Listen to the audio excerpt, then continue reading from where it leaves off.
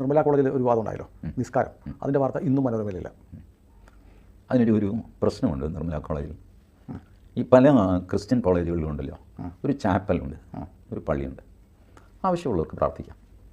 പലപ്പോഴും ആവശ്യമില്ലാത്തവരെയും ഒന്ന് ഞാൻ പോകുന്നു, നീ വരുന്നോ എന്ന് പറഞ്ഞു, എന്നാൽ ഒന്ന് പോയി കളയാൻ പറഞ്ഞ് ഇങ്ങനെ നടന്നുകൊണ്ടിരുന്നതല്ലേ. ഇപ്പോൾ എന്ത് സംഭവിച്ചു? ഇസ്ലാമും അത് ചോദിക്കാൻ തുടങ്ങി.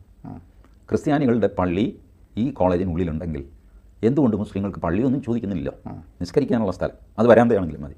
വരാന്ത നിറയും ഇവർക്കുണ്ട്, അത്രയധികമാണ് Muslim students. See, Christianity is suffering partially because of their own deeds. ഈ നിർമ്മല കോളേജിൽ സംഭവിച്ചതിൻ്റെ എത്രയോ കാലം മുമ്പാണ് തൊടുപുഴ ന്യൂമാൻസ് കോളേജിൽ സംഭവിച്ചത്. ആ സംഭവത്തിൽ സഭയുടെ നിലപാട് എന്തായിരുന്നു? അതിൻ്റെ ഒരു റിഫ്ലക്ഷനാണ് ഇപ്പോൾ നിർമ്മല കോളേജ്. അത്രയും വയലൻ്റ് ആയില്ല എന്നേ ഉള്ളൂ, അടിയും കൊലയും ഒന്നും നടന്നിട്ടില്ല എന്നേ ഉള്ളൂ.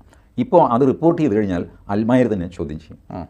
മനോരമയെ സംബന്ധിച്ചിടത്തോളം കുഴപ്പമില്ല, എനിക്ക് തോന്നുന്നു നിർമ്മല കോളേജ് കത്തോലിക്ക സഭയുടെ ആയിരിക്കും. ദീപിക കൊടുത്തില്ല, വാർത്ത കൊടുത്തില്ല, കാസ ബഹളം വെക്കുന്നുണ്ട്. കൊടുക്കില്ല ദീപിക, കാരണം ഈ കൊടുത്താൽ വലിയ പ്രശ്നമാണ് അവർക്ക്.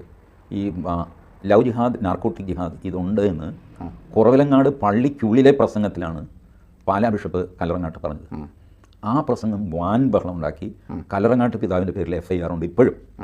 ആ FIR ക്വാഷ് ചെയ്തിട്ടൊന്നുമില്ല, സർക്കാർ ക്ലോസ് ചെയ്തിട്ടില്ല, കേസിലാണ്. എത്ര ബിഷപ്പുമാർ കല്ലറങ്ങാട്ടിന് പിന്തുണ പ്രഖ്യാപിച്ചു? ഇല്ല. 1-2 പേര്, ബാക്കിയുള്ളവരെല്ലാം കല്ലറങ്ങാട്ട് അത് പറയേണ്ടിയിരുന്നില്ല, ഇങ്ങനെയാണ് പറഞ്ഞത്, തെറ്റാണ്. സിനഡിൽ 2-3 തവണ ഇവർ പാസ്സാക്കി ലവ് ജിഹാദ് ഉണ്ട് എന്ന്. പക്ഷേ സിനഡിലെ തന്നെ ആൾക്കാർ പുറത്തിറങ്ങിയിട്ട് അതിനെ തള്ളിപ്പറഞ്ഞു. അന്തഛിദ്രം കൊണ്ട് കത്തോലിക്ക സഭ വിഷമിക്കുന്നു, ഓർത്തഡോക്സ് യാക്കോബായ തർക്കം കൊണ്ട് അവർ വിഷമിക്കുന്നു. മാർത്തോമാ സഭ മാത്രമാണ് ഐസൊലേറ്റ് ചെയ്തിരിക്കുന്നത്. അതിനകത്ത് വേറെ പ്രശ്നങ്ങളൊക്കെ ഉണ്ട്. ഓർത്തഡോക്സ് സഭയ്ക്കുള്ളിലെ തന്നെ അച്ഛന്മാരുടെ പേരിൽ ലൈംഗികാപവാദം പ്രശ്നങ്ങളൊക്കെ ഉണ്ടാകുന്നു. ക്രിസ്ത്യാനികൾ ആസ് സച്ച് വളരെ വീക്കാകുന്നു. പലപ്പോഴും എനിക്ക് തോന്നുന്നു ഹിന്ദുക്കൾ ഇതിനേക്കാൾ ഭേദമാണല്ലോ. നായരും ഈഴവും തമ്മിൽ വഴക്കുണ്ട്, പക്ഷേ അമ്പലത്തിൽ കയറിയിട്ട് ഈഴവനെ തള്ളിയിട്ടു, നായർ തൊഴാൻ കയറി അല്ലെ പൂജാരിയായിട്ട് കയറി, ഇങ്ങനൊരു സംഭവമൊന്നുമില്ല. ഇവിടെ അങ്ങനെയല്ല. ജനാഭിമുഖ കുർബാന വേണോ അതോ അൾത്താരാഭിമുഖ കുർബാന വേണോ? ആ തർക്കത്തിൽ അച്ഛനെ പിടിച്ച് ഉന്തിയിടുന്നു, അതിൻ്റെ വീഡിയോ പുറത്ത് വരുന്നത്. എന്തൊരു കഷ്ടമാണ്. യേശു ക്രിസ്തുവിൻ്റെ സ്റ്റാൻഡ് പോയിന്റിൽ നിന്ന് നമ്മൾ നോക്കിയാൽ, എനിക്ക് സഭയുടെ ചട്ടങ്ങളോ നിയമങ്ങളോ അറിയില്ല, യേശുവിൻ്റെ സ്റ്റാൻഡ് പോയിന്റിൽ നിന്ന് നോക്കിയാൽ വളരെ ട്രിവിയലായ ഒരു കാര്യമാണ് ഈ കുർബാന.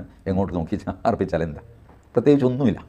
മുമ്പ് പുറകെ അഭിമുഖം എന്നൊക്കെ പറയുന്നതിന് ഈശ്വരന് മുമ്പിൽ യാതൊരു സ്ഥാനമില്ല. ഏത് മുമ്പ് നിങ്ങൾ പ്രപഞ്ചം മൊത്തം എടുത്ത് കഴിയുമ്പോൾ തെക്ക് വടക്ക് മുകൾ താഴെ മുമ്പ് പുറകെ ഇതൊന്നുമില്ല.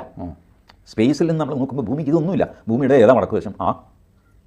അപ്പോൾ ഈ ഇത്തരക്ക് അതാണ് ഞാൻ പറഞ്ഞത്, യേശുവിൻ്റെ ഭാഗത്ത് നിന്ന് നോക്കിക്കഴിഞ്ഞാൽ തീർത്തും നിസ്സാരമായി നാരങ്ങാമുട്ടയ്ക്ക് വേണ്ടിയിട്ട് പിള്ളേർ വഴക്കുണ്ടാക്കുന്ന ഒരു വഴക്കാണ്. ബട്ട് അതൊരു പ്രസ്റ്റീജ് ഇഷ്യൂ ആയിരിക്കും. അതിൻ്റെ പേരിൽ കോടതി, അതിൻ്റെ പേരിൽ പള്ളികൾ പൂട്ടിയിടുന്നു. എന്തൊരു കഷ്ടമാണെന്ന് ആലോചിച്ചു. ഇങ്ങനെ സമുദായം ദുർബലമായപ്പോൾ ഇസ്ലാം ടേക്ക് ഓവർ ചെയ്യുന്നു. അപ്പോൾ ഇത് തന്നെ യൂറോപ്പിൽ സംഭവിക്കുന്നു. അല്ല, ക്രൈസ്തവർ വരുത്തി വെച്ചതാണല്ലേ ഇത്? കുറേ അധികം അവർ വരുത്തി വെച്ചതാണ്. കാരണം അവർ ക്രൈസ്തവരുടെ നമ്പർ 1 ശത്രു ഹിസ്റ്റോറിക്കലി ഹിന്ദുക്കളാണെന്ന് അവർ തീരുമാനിച്ചു. അതായിരുന്നില്ല. അതല്ല എന്ന് എന്നെ പോലെയുള്ളവർ ഒരുപാട് തവണ കരഞ്ഞു പറഞ്ഞു, ഹിന്ദുക്കൾ നിങ്ങളുടെ ശത്രുക്കളല്ല. ഈ ഹിന്ദു സംസ്കാരം കടന്നു വരുന്നത് ക്രൈസ്തവ സഭയെ വല്ലാതെ ബുദ്ധിമുട്ടിച്ചിട്ടുണ്ട്. അതായത് ക്രിസ്ത്യൻ, പ്രത്യേകിച്ച് പെൺകുട്ടികളുടെ പേര് ആദ്യം സെക്യുലറായി. പേര് മേരി, ആലീസ്, ത്രേസ്യാമ്മ എന്നുള്ള പേരുകൾ മാറിയിട്ട് വീണ സെക്യുലറാണ്. എന്നാൽ ഒരല്പം ഹിന്ദു ചായമുണ്ട് വീണയ്ക്ക്. ബട്ട് ആർഗ്യൂ ചെയ്ത് കഴിഞ്ഞാൽ വീണ അതിലെന്ത് സംഗീതോപകരണം. രശ്മി ഒരു ക്രിസ്ത്യൻ പേരാണോ? അല്ല. ഹിന്ദു പേരാണോ? അല്ല. എന്നാൽ ഒരു ചെറിയ ഹിന്ദു ശോഭയുണ്ട്. പിന്നെ ദീപ എന്താ കുഴപ്പം? ഒരു കുഴപ്പമില്ല. ബട്ട് ഒരു ചെറിയ ഒരു ഹിന്ദു പേരാണ് ദീപ. എന്നാൽ എന്താ അതിൽ ഹിന്ദുത്വം? അല്ല, ഒന്നുമില്ല, തർക്കിക്കാൻ പറ്റുന്നില്ല. ഇങ്ങനെ ഈ പേരുകൾ സെക്യുലർ പേരുകളായിട്ട് മാറും. തൊട്ടടുത്ത് കൂടുതൽ ഇതായിട്ട് ഗീത വന്നു, ഗീതാമണി വന്നു, ലക്ഷ്മി വന്നു, രാജി വന്നു. ഇങ്ങനെ മെല്ലെ മെല്ലെ മെല്ലെ പേരുകൾ ഹിന്ദുവായി. അപ്പോൾ ഒരുപാട് പേരുകൾ, ഹിന്ദു പേരുകൾ ക്രിസ്ത്യൻ പെൺകുട്ടികൾക്കുണ്ട്. ഇതോടെ ക്രൈസ്തവർ തീരുമാനിച്ചു നമ്മുടെ ശത്രുതയെ കടന്ന് കയറുന്ന കണ്ടില്ല, ഹിന്ദുക്കളാണ് നമ്മുടെ ശത്രുക്കൾ.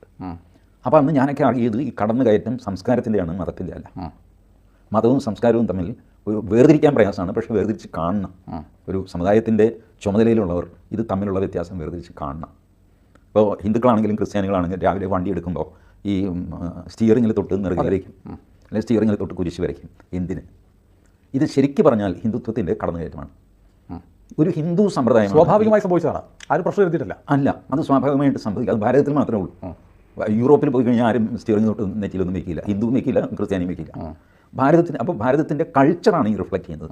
ആ കൾച്ചറിനെ റിലീജിയനാണെന്ന് തെറ്റിദ്ധരിച്ചിട്ട് ഹിന്ദുക്കളെ നമ്പർ 1 ശത്രുക്കളായിട്ട് മനസ്സിൽ പ്രഖ്യാപിച്ച് പെരുമാറി. And you had it.